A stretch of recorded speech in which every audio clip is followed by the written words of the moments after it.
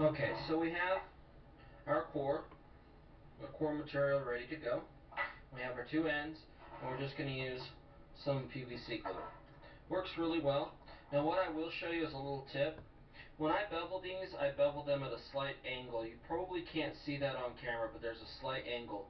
And it's pitching this direction. And the reason why I do that is I want all of my coils to fit up here, and then I just want a little slope back off. So I put that slope back off towards the threads on the first one. You'll notice I'm not gluing the first one on yet. I'm going to glue the end one on, get that all flush and set, and then I will measure for our second one here to make sure that we're the exact right distance.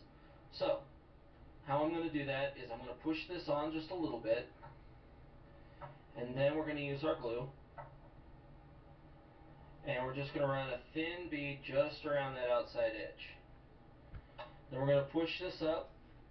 I'm going to set it down on the table because everything is straight, and then we're going to set that and let that glue perfectly straight up and down.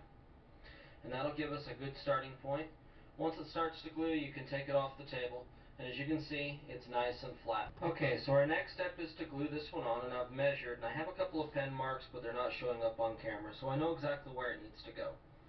So again, we're going to apply just a little bit of glue to the end. It does not take very much glue at all. Just a little bit of glue, make sure you get it all the way around. If it gets a little bit on the threads, not to worry. And pull this down, just a little twist, and there we're done. And that's our finished coil. We have our finished secondary coil, and it's all glued up. Everything looks really good. We've straightened it, and the glue is cured. So our next step is to drill some holes in the end. Now as you look here, you can see these small little holes. I'll put my finger behind it so you can see. There's two holes at the top and two holes in the bottom right next to the core. And what the two at the core is, that's our start of our coil, and the ones out near our edge, those are our end of our coils. It's when you're coiling to run those out the end. That way you don't have to bring it up the side of the coil and out and bend it around and tape it.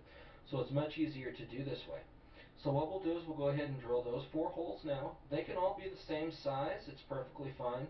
And we'll take care of drilling those holes next. And notice that it's on the thread's end. And that keeps the front of our coil nice and clear, so where our magnets and rotor are, we don't have to worry about the wire coming entangled with our rotor or our magnets. Okay, so we're going to drill our end, and you notice the drill bit, because my drill won't accept this drill bit as small as what I'm using, I've wrapped it with some electrical tape as I've shown you before. We're going to go ahead and drill the 2 smaller holes next to the core, and then we'll drill the 2 outer holes.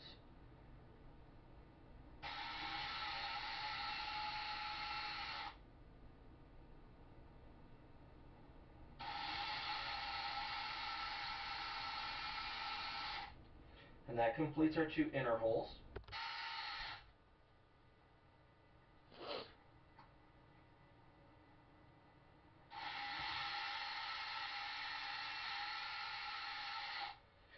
And that completes our 2 outer holes. So now we have our 2 inner holes and our 2 outer holes to run our wire all the way through. And that completes our spool. So our next step is to go ahead and spin up a coil.